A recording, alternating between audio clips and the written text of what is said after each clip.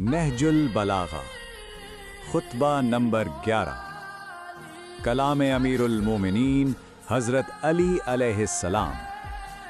بسم اللہ الرحمن الرحیم۔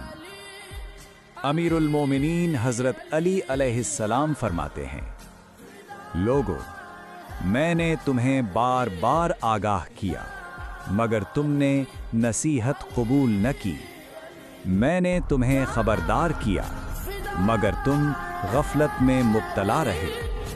تم ایسے ہو جیسے بہرے جنہیں آواز سنائی نہیں دیتی اور اندھے جنہیں حق کا راستہ دکھائی نہیں دیتا۔